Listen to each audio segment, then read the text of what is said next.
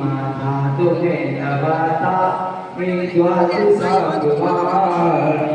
बोलो बोल बोल तो आसन भवानी माता की जय। सभी महानुभाव अपने दोनों हाथ जोड़ लेंगे और सिद्ध परमात्मा को नमस्कार करेंगे। ओम नमः सिद्धेभ्यः। ओम नमः सिद्धेभ्यः। ओम नमः सिद्धेभ्यः। ओम नमः सिद्धेभ्यः। ओम नमः सिद्धेभ्यः। ओम नमः सिद्धेभ्यः। नमः श्री वर्धमानाय निर्धूतकलिलात्मने सालोकानां त्रिलोकानां यद्विद्यादर्पणायते यद्विद्यादर्पणायते यस्य स्वयं स्वभावाप्ति प्रभावे कृतस्त्रिकर्मणा तस्मै संज्ञानरूपाय नमोस्तु परमात्मने। नमोस्तु परमात्मने। गुरुवाकान्तो नो नित्यं ज्ञानदर्शनायक चारित्राणो गंभीरा मोक्षमार्गोपदेशिका। जो देवादेव विश्ववंदने एक जनार्थी अजितनाथ भगवान की जय। देवादेव एक जनार्थी मूलनायक श्री शांतिनाथ भगवान की जय। वर्तमान शासन नायक श्री महावीर भगवान की जय। आचार्य भगवान श्री पूज्यपाद स्वामी की जय। परम पूज्य गुरु नाम गुरु सूर्य दीक्षाचार्य श्री विराट सागर जी महामंदिराज की जय। मम आराध्य गुरुदेव जिनागम पंथ प्रवर्तक भावलिंगी संत राष्ट्रयोगी समनाचार्य गुरुदेव विमल सागर जी महामंदिराज की जय हो। जिनागम पंथ जयवंत हो। श्रवण श्री विषम सागर जी गुरुदेव की। श्रवण श्री विषम सागर जी गुरुदेव की जय हो। मुनि धर्म की जय हो। अहिंसा में विश्व धर्म की जय हो। ओम। ना यहाँ कोई जन्मता है ना यहाँ कोई मरता है। ना यहाँ कोई जन्मता है ना यहाँ कोई मरता है। फिर हर कोई मरने से क्यों डरता है। यह सब पुद्गल की क्रिया पुद्गल की कहलाए रे। जीवन है पाने की ओर कब मिट जाए रे। होनी अनहोनी हो होनी अनहोनी कब क्या घट जाए रे। जीवन है पाने की बोध कब मिट जाए रे। जय तो जनागम पंथ हो अनादि अनिरंजन जनागम पंथ जयवंत हो।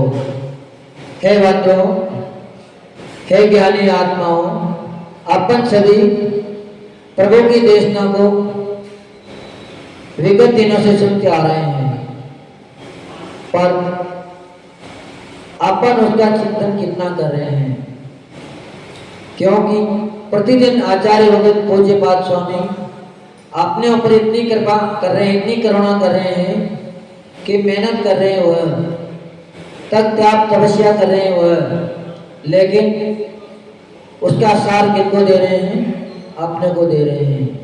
क्योंकि हर कोई सार लेना चाहता है हर कोई मेहनत करना कोई भी नहीं चाहता और फिर अपन तो वैसे ही आलसी हैं तो मेहनत कैसे करें। जब बिना ऐसे ही मिल जाता है तो फिर कोई भी मेहनत करने की नहीं किसी। तो आचार्य भगवान ने कल अपने को बताया था क्या बताया था कल सबने सुनी थी हाँ नहीं आई कल की बात समझ में हाँ कल बताया था आचार्य भगवान ने कि संयोग ही दुख का कारण है। अपन प्रतिदिन संयोग ढूंढते हैं। किसी से कह दे कि भैया मंदिर आया करो, तो महाराज जी कोई साथी नहीं है, कोई साथ हो तो हम भी आ जाएं। कई लोगों से कहते हैं कि दिन में स्वाध्याय होता है, महाराज जी कोई साथ ही नहीं मिलता है। जबकि आचार्य भगवान यहाँ कह रहे हैं कि साथ तो दुख का कारण है, साथ तो कभी संयोग तो बनाना ही नहीं चाहिए।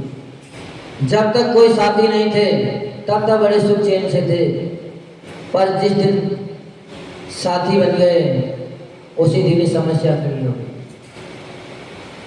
उसी दिन ही समस्या खड़ी हो गई सामने। तो आचार्य भगवान ने अपने को शिक्षा दी थी, कभी भी संयोग मत जोड़ो। जितना आप संयोग से छूटते जाओगे उतना ही सुखी होते जाओगे, और जितना आप संयोग बनाते जाओगे यानी कि आत्मा को कर्मों से लिप्त करते जाओगे उतने ही आप दुखी होते जाओगे। फिर संसार में आपको जन्म मरण करना पड़ेगा, क्योंकि कर्म आपको शरीर देगा, और जब शरीर मिलेगा तो दुख सुख अनुभव में आएंगे। आत्मा को कभी न दुख होता है न सुख होता है। आत्मा की कभी न मृत्यु होती है न जन्म होता है। तो आचार्य भगवान आज एक बहुत ही अच्छी बात बता रहे हैं। पहले बताए कि संयोग छोड़ो, संयोग छोड़ने से आप सुखी हो जाओगे, पर फिर भी शिष्य की समझ में नहीं आई बात कि भगवान छोड़ने से तो और परेशानियां होगी, छोड़ने से सुख कैसे हो सकता है। तो आचार्य भगवान आज की गाथा में बहुत ही मार्मिक उद्बोधन अपने को दे रहे हैं। बड़े सोचने की बात है, क्योंकि अपन सभी अभी अज्ञान में जी रहे हैं। तो क्या कह रहे हैं आचार्य भगवान?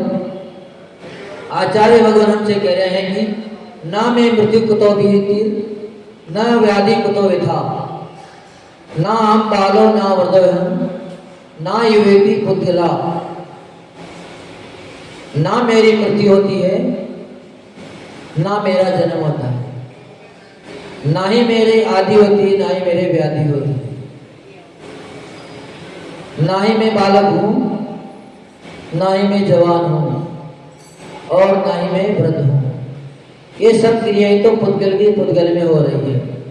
आज अपने को आचार्य भगवान बहुत अच्छी बात बता रहे हैं कि जितनी भी सांसारिक में क्रिया अपने को दिखने में आ रही है, ये सब क्रिया पुद्गल में हो रही है, और जो अनुभव में आती है उसको न तो उसका मृत्यु भी नहीं होता है, न उसका जन्म होता है, नहीं उसको कभी यारी बीमारी होती है, वो तो हमेशा एक जैसी है, शाश्वत है। पर सभी साधु संत विद्वान लोग हो चाहे पंडित हो, हम सभी को कहते हैं कि आत्मा का कल्याण करना चाहते हो तो आत्मा का आश्रय लेना चाहिए। अपन शुरू से लेकर अभी तक के 28 छंदों में यही बात समझते हैं, और आज भी आचार्य भगवान फिर दोबारा यही बात बता रहे हैं कि हमें को अगर सुखी होना है, अपना कल्याण चाहना है, तो हमें आत्मा का आश्रय लेना चाहिए। पर आत्मा का आश्रय ले कैसे? तो एक जिज्ञासु प्रश्न करता है कि आत्मा दिखती नहीं है, फिर आत्मा का मैं आश्रय कैसे लूं? आचार्य भगवान कह रहे हैं कि जिस ज्ञानी ने क्या कर लिया, इच्छा पूर्वक त्याग कर दिया, इच्छा पूर्वक संयोग को दूर कर दिया, उसको धीरे धीरे ना दिखने वाली भी आत्मा का अनुभव हो जाता है। जब तक अपन संयोग में रहेंगे तब तक कभी भी आत्मा के ऊपर उपयोग नहीं जाता है, क्योंकि उपयोग हमेशा एक वस्तु पे टिकता है। कभी एक साथ में दो वस्तु को अपन देख नहीं सकते। अगर आप व्यापार में लगे हो, दुकान पे बैठे हो, आपकी दुकानदारी चल रही है, आप उसमें मगन हो, उससे चर्चा वार्ता में संलग्न हो, उस समय अगर आपका कोई विशेष मित्र या कोई विशेष रिश्तेदार भी आ जाए और वो भी आपसे चलतान में ही जय जिनेंद्र करता हुआ निकल जाए, पर उसका आपको ख्याल नहीं रहेगा। अगर वो 2 घंटे बाद आया तो आप पूछेगो कभी या बहुत दिनों में आया, जबकि वो क्या कहेगा, कभी अभी तो मैं 1 घंटे पहले ही आपकी दुकान छोड़ते गए थे, आपको जय जिनेंद्र करते गए थे, पर अपना उपयोग ग्राहकी में था, तो उसके ऊपर चिंतन नहीं गया और एक्शन देखा जाता है। कई बार अगर अपन धर्म ध्यान में भी लगे हैं, चिंतन में लगे हैं, तो देखते हुए भी कुछ भी नहीं दिखता है। देख भी रहे हैं, आंखें भी खुली है, दिख भी रहा है, फिर भी अपना चिंतन दूसरी जगह होता है, तो अपन देखते हुए भी नहीं देख पाते। तो आचार्य भगवान यही कह रहे हैं कि आत्मा का अगर आपको दर्शन करना है, आत्मा को अगर आपको देखना है, तो संयोगों को मन वचन काय से छोड़ा है। जो मन वचन काय पूर्वक बाहरी विकल्पों को छोड़ देता है, संयोग को छोड़ देता है, फिर उसका चिंतन कभी भी बाहरी तरफ नहीं जाता है और मन वचन काय को अपने आत्मा में स्थिर कर लेता है, तो धीरे धीरे धीरे धीरे जरूर ही उसका मोह कम होता जाता है। जैसे ही मोह कम होगा, राग की परिणति कम होगी और उसको निश्चित ही अपनी आत्मा का दर्शन होने लग जाएगा, क्योंकि जो सामने होगा वो दिखेगा। ऐसा हो नहीं सकता कि अपन आंख खोल के बैठे रहें, उपयोग भी लगाएं, फिर भी अपने को दिखे ना। पर जिसको अपन देखना चाहते हैं उसमें अपन उपयोग नहीं लगाते हैं। कई बार आप लोग यात्रा को जाते हो, तीर्थ स्थान पे जाते हो, तो भगवान के दर्शन करते हो, दर्शन करने जाते हो, लेकिन बमुश्किल 1-2% लोग ऐसे होंगे जो भगवान के दर्शन करते होंगे। कितने लोग होंगे? 1-2% होंगे, 100 में से 1-2 लोग होंगे जो भगवान के दर्शन करते होंगे। बाकी लोग तो जो घर में देखते थे सोना चांदी हीरे मोती, उन्हीं को ही मंदिर में जाके देखते हैं, वो कभी भी भगवान के दर्शन नहीं कर पाते। भगवान के दर्शन कब होंगे? मात्र प्रतिमा को देखने से आपको भगवान के दर्शन नहीं होंगे। व्यक्ति जैसे ही जाता है तो भगवान की प्रतिमा की सुंदरता देखता है। क्या देखता है? कि देखो भगवान कितने अच्छे हैं, भगवान स्फटिक मणि के हैं, भगवान तो पन्ना के हैं, कैसी प्रतिमा है, बहुत अच्छी प्रतिमा है, सोने की प्रतिमा है। कल भैया गए थे अभिषेक को, एक भैया दूसरी जगह अभिषेक करने गए थे, वहाँ सोने की प्रतिमा थी। तो भगवान के गुणों का तो उनको स्मरण नहीं रहा है 1% भी। यहाँ अगर हमें बताए तो क्या बताए? तो हमें भगवान की प्रतिमा देखी थी, सोने की प्रतिमा देखी थी, और एक नहीं बजनी थी, सारा तोल नाप उन्होंने कर लिया, पर जो देखना चाहते थे, जो उनसे लेना चाहता था, वो लेके नहीं आया। अपन सभी मूर्ख हैं। अपने को आचार्य भगवान शिक्षा दे रहे हैं कि तुम्हें लेना क्या है, यहाँ आके आपको क्या देखना है, दर्शन किसका करना है। आपको दर्शन करना चाहिए था अनंत चतुष्टय के, दीक्षा दर्शन करने चाहिए थे उनकी वितरागता के, सर्वज्ञता के, हितोपदेशिता के। अगर मंदिर में आके अपन ने इन बातों का दर्शन किया, ये बातें अपन ने देखी, तो निश्चित ही अपन ने भगवान के दर्शन किए। पर जब भी लोग पर्यटक स्थान पे जाते हैं या विशेष नामी ग्रामी मंदिर पे जाते हैं, तो भगवान के दर्शन बहुत ही कम करते हैं। सब भगवान की केवल मात्र प्रतिमा की सुंदरता में रस बन जाते हैं, उनके अंगों को देखने लग जाते हैं।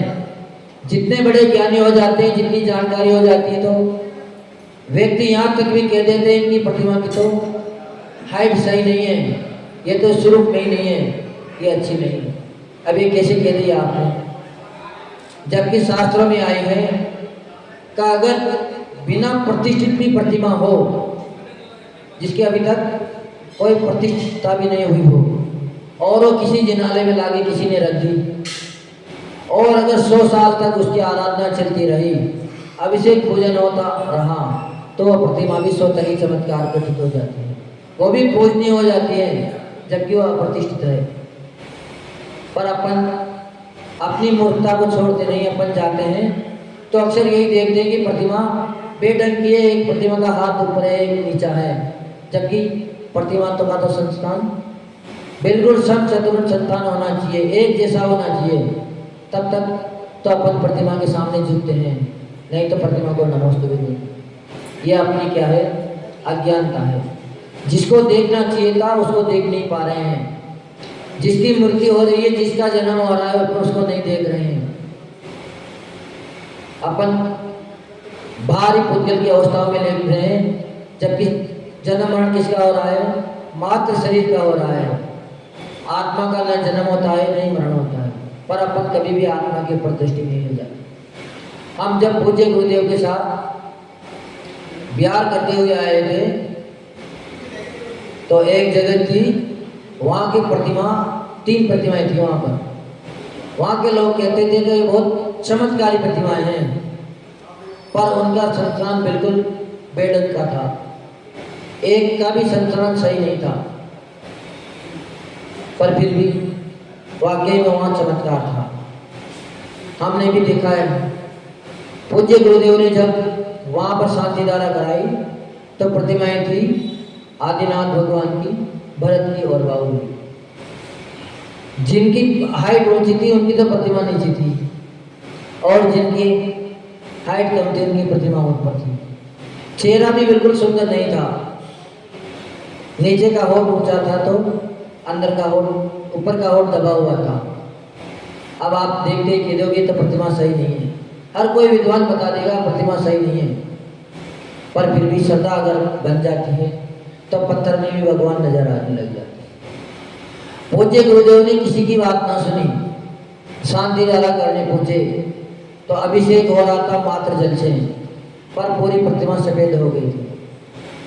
अब मात्र अगर सुंदरता में ही चमत्कार होता तो घटना कैसे घट जाती। पापर लोग सब बाहरी सुंदरता में रहते हैं, जबकि सबसे अगर कोई सुंदर है, सबसे कोई अच्छी चीज है तो वो है गुण। अगर गुण है तो हर आदमी उससे लालायित होगा, हर आदमी उसको चाहेगा, लेकिन अपनी दृष्टि हमेशा खुदगल पे लगी है। रामायण में एक दृष्टांत आता है अष्टावक्र का। राजा जनक था, वो गुणग्राही था, गुणों की कदर करता था, विद्वानों की हमेशा कदर करता था, उनको हमेशा पुरस्कार करता रहता था। कहा हमारे नगर में अगर कोई विद्वान है तो उसका सम्मान होना चाहिए, उसकी प्रतिष्ठा होनी चाहिए। जानकार है तो उसकी विद्वता की जानकारी सबको मिलनी चाहिए, तो हमेशा विद्वानों को बुलाता रहता था। तो उन्हीं के पास एक विद्वान था उनके नगर में, जो उनका बड़ा विश्वास पात्र था। वो कौन था? अष्टावक्र था। अष्टावक्र के लिए कहते हैं कि उनका शरीर 8 जगहों से घुमा हुआ था। कहीं कूप निकल रही तो गर्दन टेढ़ी थी, गर्दन टेढ़ी थी तो हाथ, एक हाथ छोटा था तो एक हाथ बड़ा था। उनका पूरे शरीर में 8 जगह से वक्रता आई हुई थी, टेढ़ा मेढ़ा पूरा शरीर था। पर राजा जनक उनका बड़ा सम्मान करते थे, क्योंकि उनके अंदर विद्वता थी। हर कोई समाधान वो चुटकियों में दे देते थे।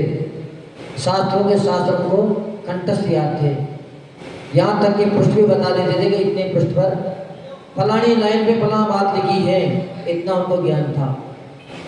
तो राजा जनक ने एक दिन सभा बुलाई, सब विद्वान पहले से ही विराजमान थे, वो कुछ कारणवश लेट हो गए। जैसे ही विद्वान वहाँ पर आए तो सभी लोग जो पहले बैठे थे हंस पड़े। किस लिए हंस पड़े? उनको शरीर के देख कर हंस पड़े, उनके बेल डोल शरीर को देख कर हंस पड़े। और अपन भी अनादि से यही करते आ रहे हैं। अगर कोई सुंदर दिख रहा है तो अपन उनसे बात करने की कोशिश करेंगे, और किसी का अगर चेहरा अच्छा नहीं है तो पास में बैठना पसंद नहीं करेंगे। भगवान की प्रतिमा रत्नों की है तो बड़े मनोयोग से उसकी सेवा पूजा में लगेंगे, और एक अगर सादा पत्थर की है तो कहेंगे इसमें तो कोई चमत्कार नहीं है। अपन किसमें देखते हैं चमत्कार? हमेशा अपन चमत्कार देखते हैं पैसों में।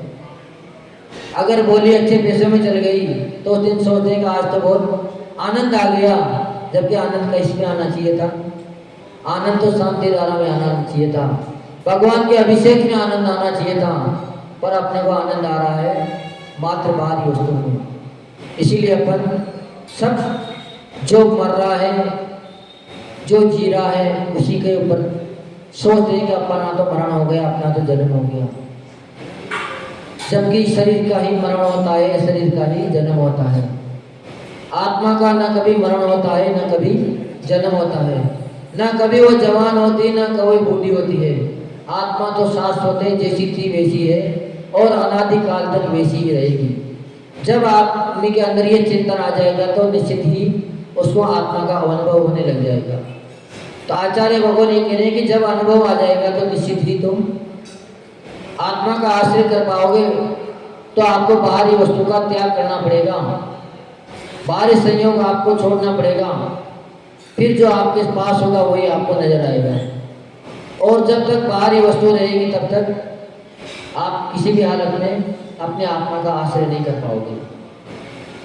तो जब वह विद्वान आए तो अष्टावक्र ने क्या कहा कि राजन, तुमने हमें कहाँ बुला लिया? तुम्हारे सभा में तो सभी चरमकार बैठे हुए हैं, समारोह का सभा में हमें क्यों बुला लिया तुम्हें? कि वो विद्वान था, सबने क्या देखा था?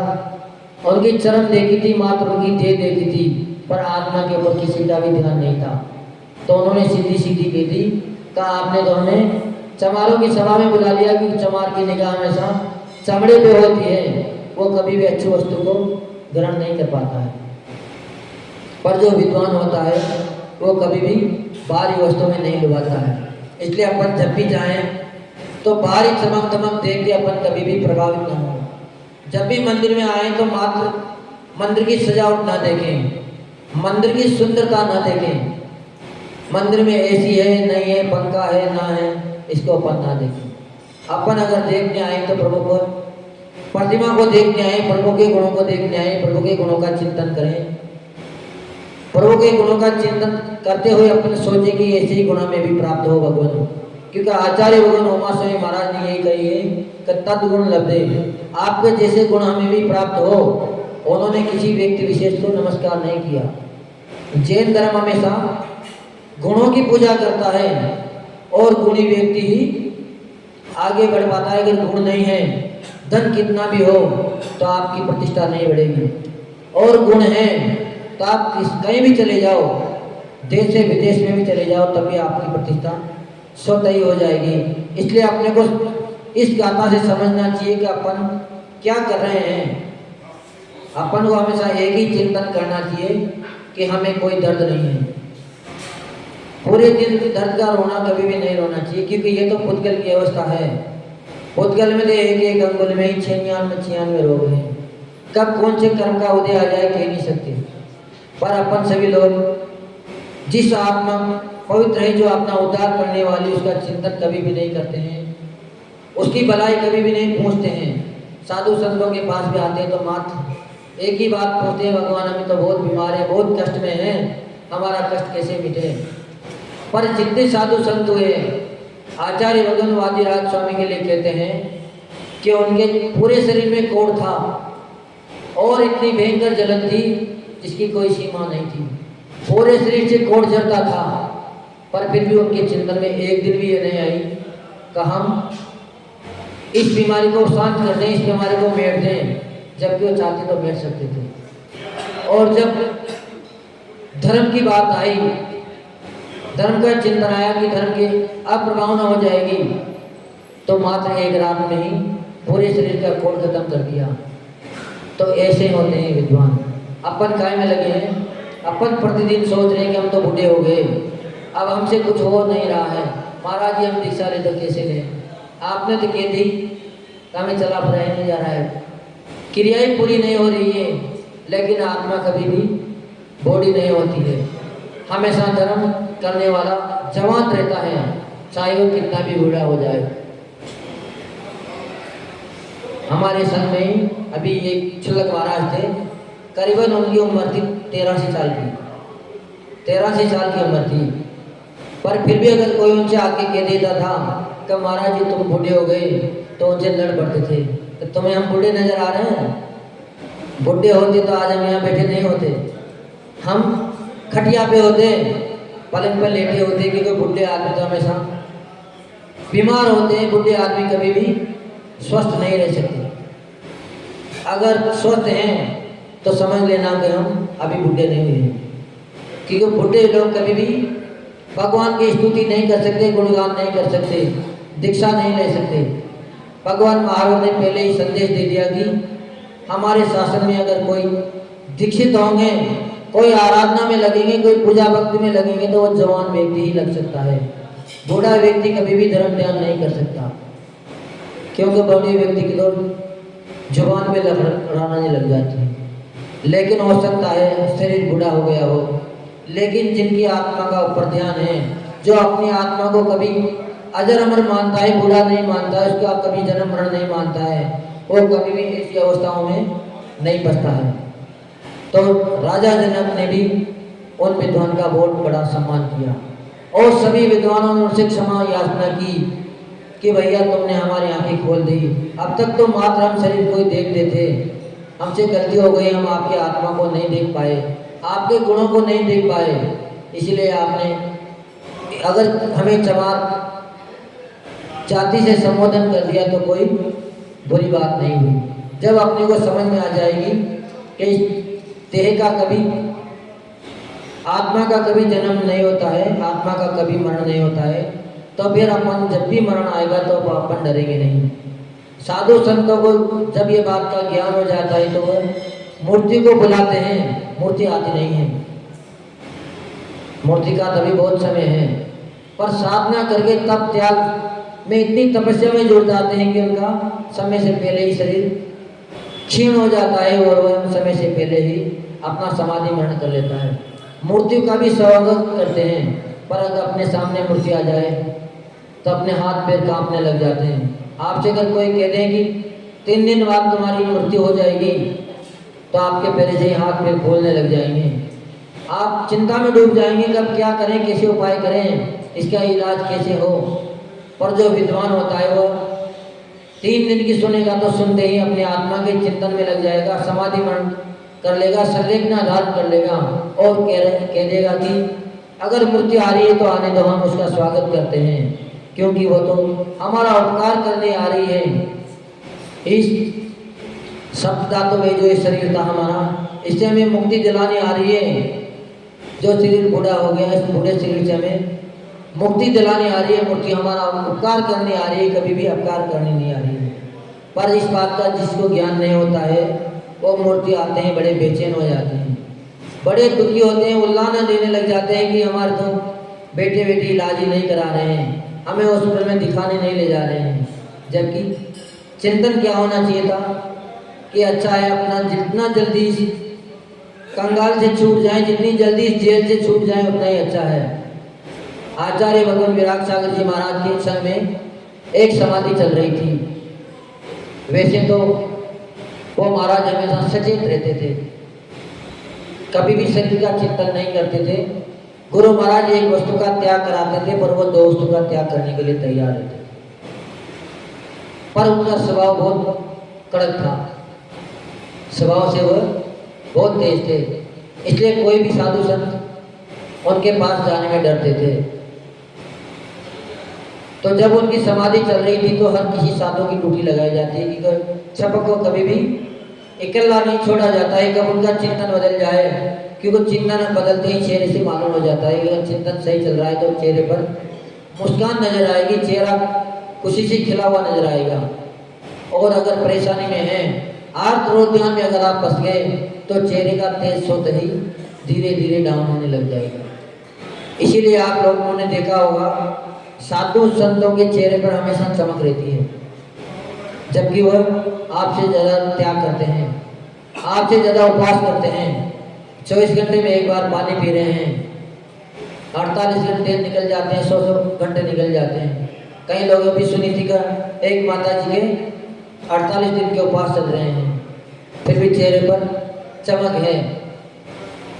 कैसे आ रही है? क्योंकि उनका चिंतन आत्मा में लगा है, उनके लिए कोई आर और ध्यान नहीं हो रहा है। तो आचार्य भगवान भी जब समाधि होती है तो छपकों के पास ड्यूटी लगा देते हैं। तो एक दिन क्या हुआ, हमारे पूज्य गुरुदेव थे, वो वैसे ही पहले तो उनकी आवाज़ देख के ही डरते थे। उनके पास जाने पर जब गुरु महाराज ने संकेत कर दिया कि आपकी ड्यूटी आज गुरु महाराज के पास है, तो गुरु का आदेश तो कोई टाल नहीं सकते, गुरु की आज्ञा तो माननी है। आर कराने आपको उनके साधु महाराज के साथ जाना है। 3 लोगों की ड्यूटी लगा दी, 2 लोग पकड़ के खड़े रहेंगे और एक व्यक्ति शोधन करते हुए शराब को से दिलवाते रहेंगे, ताकि उनकी काया जितना उनका भी समय है उतने दिन तक उनको व्याकुलता ना हो। पर उनका शरीर इतना निर्जर हो गया था, इतना निर्जर हो गया था कि उनके साथ आहार कराने गए। जैसे ही आहार कराने के बाद वो बैठे तो थोड़ा सा चिकनापन हाथ में लग गया होगा। तो गुरु महाराज जब हमारे गुरुदेव उनको उठाने लगे तो एक हाथ से उन्होंने उठा लिया। तो जैसे ही हाथ उठाया तो उनका हाथ कंधे से ही खिसक गया, आगे खिसक गया। पर फिर भी दर्द हुआ होगा, ऐसा तो नहीं कि उनके दर्द नहीं होगा, पर उस समय वह आहा भी उन्होंने नहीं करी।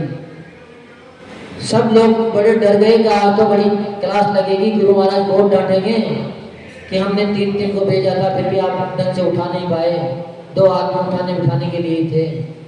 पर जैसे बस्तिका में उनको लाया गया उठा के, और गुरु महाराज जब आए विराग सागर जी महाराज तो बड़े वात्सल्य से उन्होंने बोला कि भगवान आपको कितना दर्द हो रहा होगा, आपको बड़ी परेशानी हो रही होगी, देखो इन्होंने आपकी ध्यान नहीं रखी। तो वो क्या बोले कि भगवान इन्होंने तो हमारे लिए उपकार कर दिया, कम से कम एक जेल का ताला तो टूट गया, धीरे धीरे ये तो जेल तो तोड़नी ही है। अब ये चिंतन अगर सादा व्यक्ति होता तो कर पाता, पर उनका चिंतन शरीर पे नहीं था, उनका चिंतन अब संलेखना में लग गया था। उन्हें को संलेखना करनी थी, अपने आत्मा को पवित्र बनाना था, कर्मों से आत्मा को छुड़ाना था। तो निश्चित ही वो व्यक्ति गुरु महाराज के कहते हैं उनके ऊपर एक रेखा भी क्रोध की नहीं आई, जबकि वो बहुत क्रोधी थे।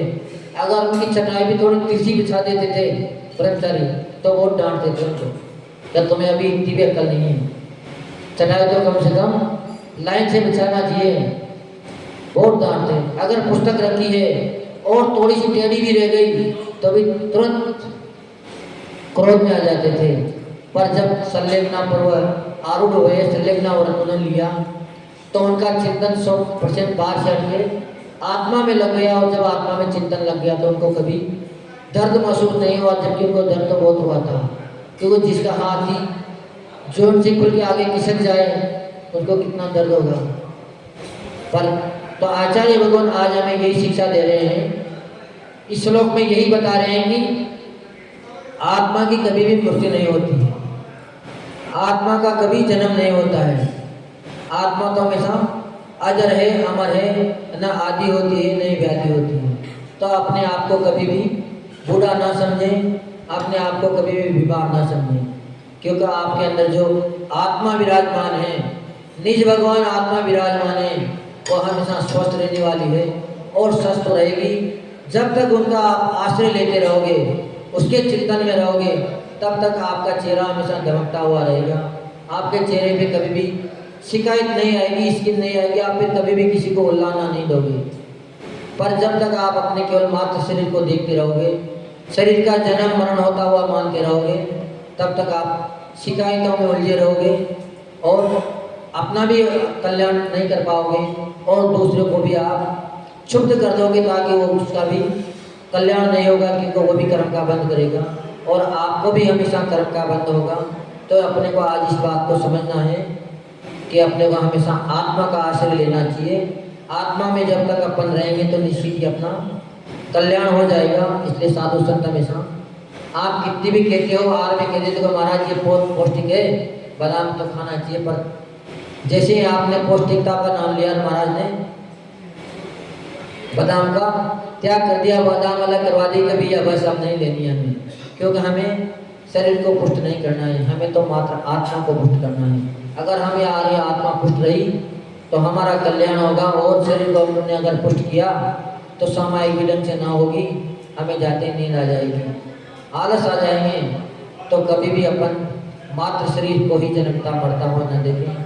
शरीर का अगर मरण हो रहा है तो अपन कभी उससे डरे ना, अपन सतत चिंतन लाए कि मरण हमारा हो नहीं रहा है, मरण तो मात्र शरीर का हो रहा है। जब ये चिंतन आ जाएगा तो निश्चित ही अपन भगवान की देशना से जुड़ जाएंगे, और जो देशना से जुड़ जाएगा वो कभी भी फिर मरने से डरेगा नहीं। जो परम पूज्य राष्ट्र की शरणाचार्य गुरुदेव विमर्श सागर जी महामुनि राज की जय हो। श्रवण श्री सागर जी गुरुदेव की, श्रवण श्री सागर जी गुरुदेव की। निज को जान